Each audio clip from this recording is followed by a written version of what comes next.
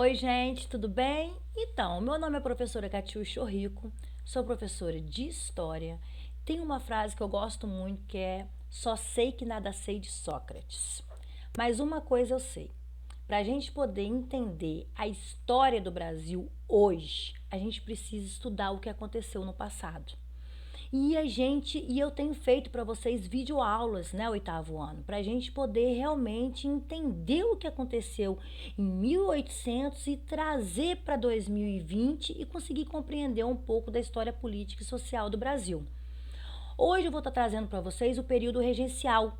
Então a gente já viu que quando Dom Pedro I volta para Portugal, ele deixa seu filho aqui no Brasil de 5 anos de idade e assim tem início ao período regencial. Uma coisa que a gente tem que ter em mente é que a história do Brasil ela é muito complexa. Por isso, é BO atrás de BO, boletim de ocorrência atrás de boletim de ocorrência. Para a gente poder compreender direitinho, uma sugestão que eu dou para vocês é sempre estarem fazendo a linha do tempo e pontuando todos os fatos históricos que vocês consideram importantes e que são importantes, que vão te ajudar a compreender todo o conteúdo abordado, ok? Vamos lá então. O período regencial ele se deu em 1831 a 1840. É importante a gente refletir que era para ter durado 12 anos, porém durou 9 anos apenas. Então, o que aconteceu, né? Outra situação que era para ter tido 3 regentes escolhidos pelo Congresso. Vamos entender tudo o que aconteceu no período regencial?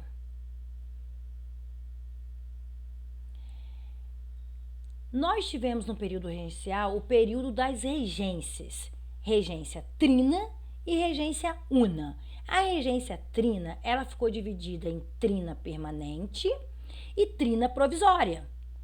E a regência una. Então, a Assembleia elegeu, a princípio, 3 políticos para formar a regência provisória. Porque foi tudo muito rápido. Então, Pedro foi para Portugal, deixou seu filho de 5 anos. Vamos pensar o que aconteceu aqui. O Brasil estava no meio das revoltas, né? As revoltas nas províncias. Então, até que amadurecessem as discussões e as negociações para a eleição de regentes permanentes, foi indo como regência provisória. Em 1831, os deputados e senadores da Assembleia elegeram a regência trina permanente, formada por militares e civis. Isso até 1834. Em 1834, mudou a Constituição, alterando para a regência una. A regência una, ela foi dividida em 2 períodos. O período da regência una de Padre Diogo Feijó. Esse período durou de 1835 até 1837 e foi apoiado pelos chimangos, grupo liberal moderado, representante da aristocracia rural. Lembra lá da Constituição da mandioca, que a gente falou, que a gente estudamos e que tinha aristocracia agrária? Então, aqui a gente vê que os representantes da aristocracia rural apoiavam o padre Diogo Feijó. Ele foi marcado pelo autoritarismo. A constante disputa entre ele e seus opositores aumentavam a cada dia e piorou a situação nas províncias rebeladas e forçou o seu pedido de demissão. Essas dificuldades em conter as revoltas no Pará, a cabanagem, e as revoltas no Rio Grande do Sul, que foi a Farroupilha, ele pede aumento de verba à Câmara para ampliar os efetivos de militares, para reprimir essas revoltas, e o pedido é recusado e o regente renuncia. É importante eu voltar a falar com vocês que esse período regencial, quando Dom Pedro volta para Portugal e começa esse período regencial, as revoltas elas já existiam no período de Dom Pedro. Na regência ela continua existindo e ela vai aumentando gradativamente. A insatisfação popular é muito grande, resultado de todo esse poder centralista. Só que o que eu vou fazer com vocês? Eu vou disponibilizar a próxima videoaula só em cima dessas revoltas para a gente poder aprofundar. A gente precisa entender, e isso o conteúdo do Estado do Espírito Santo, ele é muito bom, que ele traz essas reflexões na questão das minorias, das classes. Então a gente precisa de entender em cada revolta dessa, quem eram os líderes de cada revolta e quais foram as consequências de cada revolta em cada província, para a gente poder entender esse governo centralista e toda essa opressão que existiu nesse período, certo?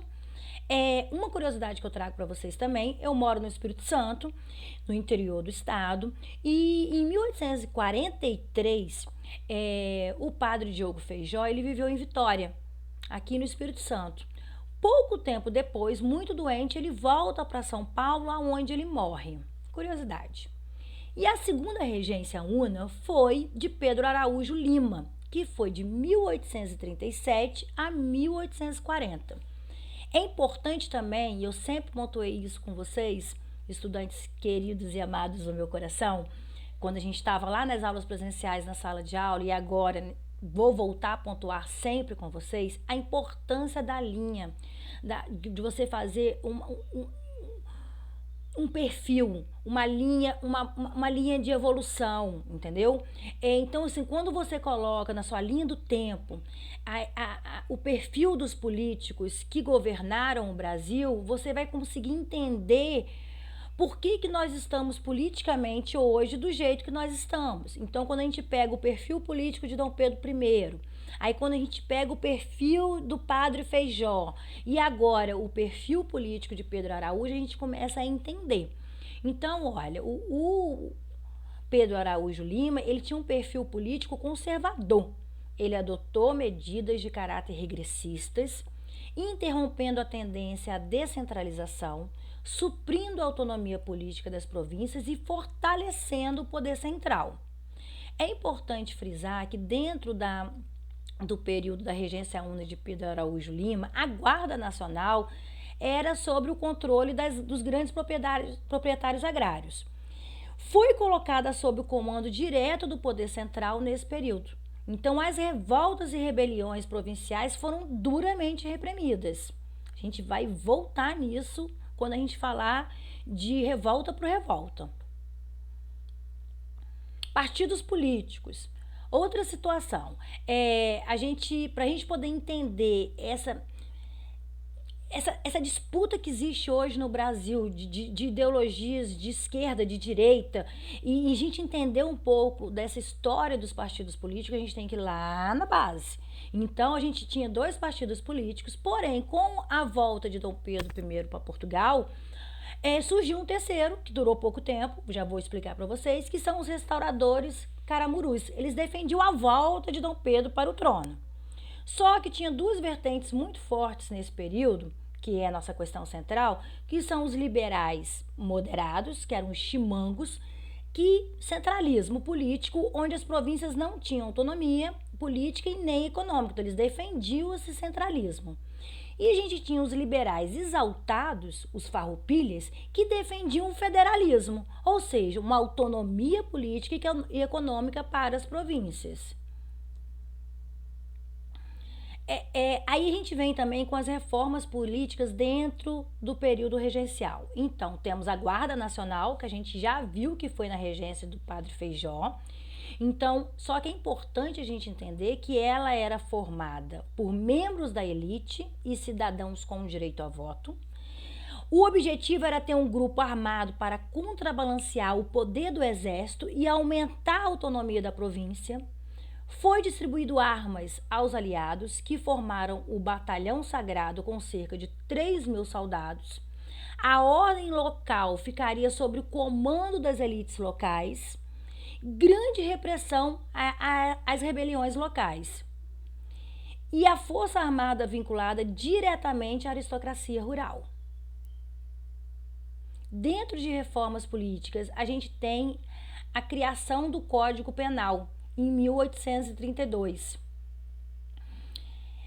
Essa criação do código, maior autonomia aos proprietários rurais das províncias, que passaram a poder escolher os seus representantes políticos, os juízes de paz, que eram a autoridade judiciária dos municípios, Porém, dentro da reforma política, vem o ato adicional de 1834. Descentralizar parcialmente a política do Brasil. Então, a gente vem de um período de regime centralizador e o ato adicional vinha, né, nesse intuito de descentralizar parcialmente. Vai criar assembleias legislativas provinciais, dando uma certa autonomia para cada província. Por que eu falo certa autonomia? Porque os presidentes das províncias continuam sendo nomeados pelo governo central. E como eu já falei com vocês, desde Dom Pedro I e agora no período regencial, quando se nomeava um presidente da província, não se nomeava uma pessoa da província. Geralmente era uma pessoa de fora, ou seja, que não ia lutar pelos ideais de crescimento, de desenvolvimento da província. E nem ia ter um vínculo com a elite local daquela província. Extinguiu-se a regência trina, substituindo por uma regência una. Não tinha o poder moderador. Então, você veja bem, para um governo centralizador não ter a presença do poder moderador, isso foi um baque. E com essa nova composição partidária.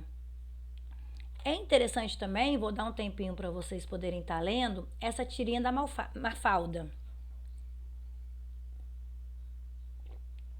Por que eu dei esse tempo? Geralmente nos nossos livros didáticos essa tirinha ela vem. Quando você vai estudar e quando você vai fazer uma pesquisa num site de busca, aparece essa tirinha da Mafalda e ela retrata justamente sobre essa questão da democracia, governo no qual a soberania é exercida pelo povo, e ela começa a rir. E é justamente aqui o que vem retratar esse momento. Então, que autonomia é essa para as províncias? E continuando nessa transformação, nessa mudança do partido político, agora a gente vê um período pós-1834, porque o que acontece? Dom Pedro I, ele morre. Então, com a morte de Dom Pedro I, os restauradores que queriam a volta de Dom Pedro para o trono deixam de existir. Então, a gente continua agora, de novo, com duas vertentes muito fortes de partidos políticos para a época, que eram os antigos liberais moderados, agora são os regressistas. Eles defendem o centralismo e são contra o ato adicional, lógico, e querem regredir para anular o ato adicional. E os antigos liberais moderados, agora os progressistas, defendem um federalismo e maior autonomia das províncias e apoiam o ato adicional e querem progredir. E aí, a gente eu falei com vocês que a história do Brasil é BO atrás de BO. A gente vai ter o golpe da maioridade.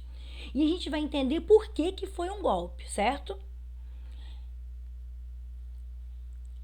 Então, estava dentro da regência una de Araújo Lima. A gente vai entender. Golpe da maioridade. O que aconteceu? Tinha duas linhas. A gente vem a questão da partidária ali. Então, tinha os progressistas e os regressistas. Então, os regressistas, comandados por Araújo Lima, eles fazem a lei de interpretação do ato adicional. Em contrapartida, os progressistas criam um clube da maioridade e eles têm um poder em mãos, que é o quê? Com base em todas as revoltas e esperando a volta ao poder e com uma campanha mobilizadora. O que significa isso? As províncias estavam em pé de guerra. As províncias revoltas, elas estavam eclodidas. Então, a população estava muito revoltada com o poder centralizador. Então, eles têm essa base de aliados. Só que tem uma coisa também, igual eu sempre falei com vocês, na história nada é de graça, sempre tem uma intenção. Então, qual era a intenção dos progressistas aqui? Era assumir o poder. Então, esperando essa volta ao poder, eles criam essa campanha mobilizadora. Que campanha é essa? Pedro II no trono, com 14 anos, sem alteração na Constituição. Então, minha gente, se é sem alteração na Constituição, é golpe. E se é golpe da maioridade. E assim, a gente chega ao fim do período regencial, Como eu disse para vocês, BO atrás de BO. Vamos continuar com nossas videoaulas. Vou estar disponibilizando para vocês essas revoltas populares, as revoltas no período regencial que cresceram muito, para a gente poder continuar entendendo para partir para o segundo reinado, ok? Espero que vocês tenham gostado. Fiquem bem e é isso aí.